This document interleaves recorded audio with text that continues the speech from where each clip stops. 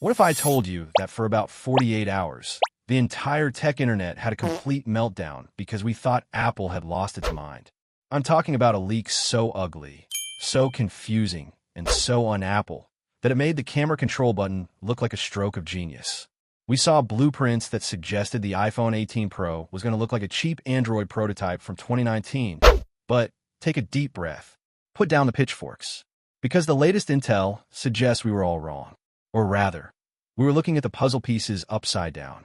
Today, we are fixing the rumors. We are breaking down the real iPhone 18 Pro design, which includes a display upgrade that is actually insane and a battery change you will love. And then, we need to talk about the elephant in the room. The $2,400 iPhone Fold. Yes, you heard that price right. It is coming. It looks weirdly chubby, and I have some thoughts about it. So, grab a snack, sit back, and let's decode the chaos. First up, let's address the panic. The iPhone 18 Pro.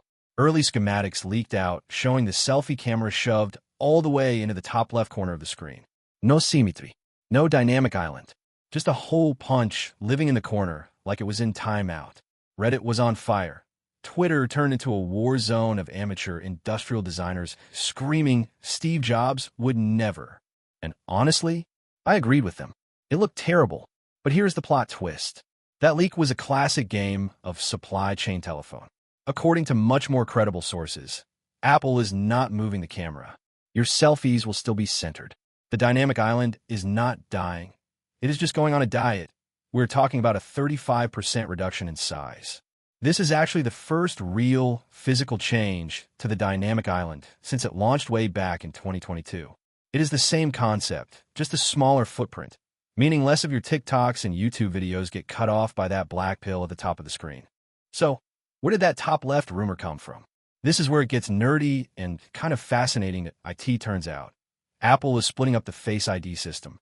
The main camera stays in the middle, but the flood illuminator, the thing that blasts invisible light to map your face in the dark, is moving under the display and shifting to the side. When the leakers saw the hole for the sensor in the manufacturing plate, they assumed it was a camera, but it wasn't. It was just Face ID going undercover. But the smaller notch isn't even the best part. The real headline for the iPhone 18 Pro is the screen itself. Rumors say this will be Apple's first device with an LTPO Plus display. Now, I know that sounds like marketing gibberish, so think of it as LTPO, but highly caffeinated. It is more efficient, it runs cooler, and it allows for brightness levels that are frankly ridiculous that we are hearing rumors of 3,500 to maybe even 4,000 nits of peak brightness. To put that in perspective, current phones are already great outdoors. But 4,000 nits? That is the difference between squinting at your GPS while driving and holding a miniature sun in your dashboard. Apple reportedly even kicked a supplier out of the chain because they couldn't hit this target.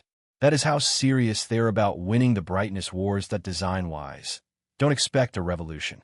We're sticking with the flat edges, likely moving back to aluminum for some models to save weight, and smoothing out the back glass for a seamless two-tone look. But there is one change that might annoy the minimalists but thrill the power users. The phone is getting thicker. Yes, thicker. Finally, Apple is sacrificing a millimeter of thinness to cram in a bigger battery. And let's be real. Nobody cares how thin their phone is if it dies at 6 p.m. I will take a chunky phone with all-day battery life every single time. However, there is one regression. You know that fancy camera control button on the iPhone 16? The one where you can half-press, swipe to zoom, and tap to focus? Yeah, Apple realized that almost nobody actually uses the swipe gestures. It was too fiddly.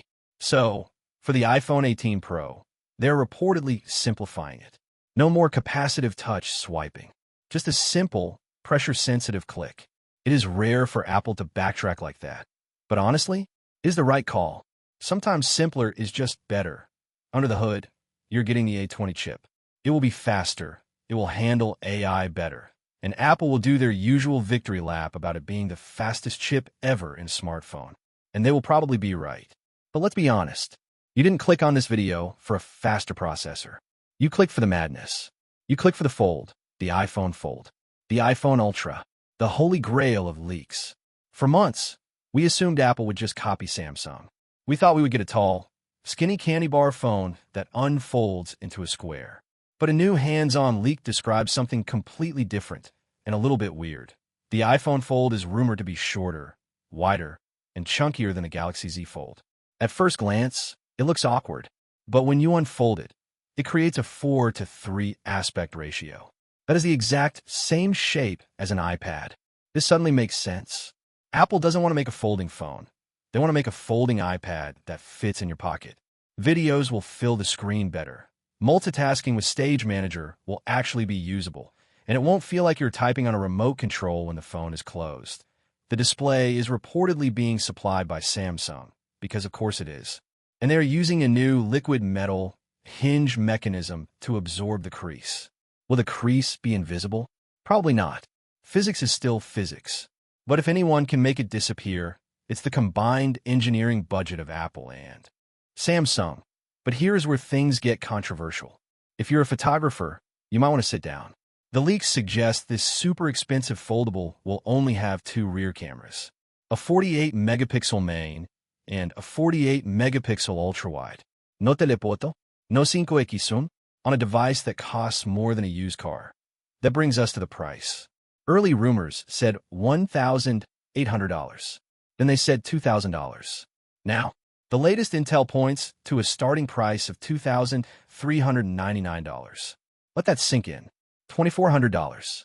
For that price, you could buy a MacBook Pro and an iPad Air. But here is the thing. Apple doesn't care if you think it's too expensive. They are trying to sell 50 million of these. This is the Vision Pro strategy all over again. They are entering the market at the very top, with a Halo product that is meant to flex their engineering muscles. They are saying, we can do foldables better than you, and we will charge absurd money to prove it. It is a status symbol. It is for the person who has everything and wants the device that looks like it traveled back in time from the year 2030.so. 2026 is shaping up to be a wild year. On one hand, you have the iPhone 18 Pro. It's the safe bet. It's refined, it's incredibly bright, and it fixes the annoyances of previous years. It's a phone most of us should buy. On the other hand, you have the Fold. It's chubby, it's missing a camera, and it costs a fortune. But it's also the first genuinely new form factor from Apple in a decade. And that leaves me with one massive question for you. Be honest with me in the comments. Is there any world where you would pay $2,400 for a folding iPhone? Or has Apple finally crossed the line into insanity? Personally, I am terrified for my wallet because I kind of want it. If you enjoyed this deep dive into the leaks, smash that like button so the algorithm knows we exist. And hit subscribe because as we get closer to the launch,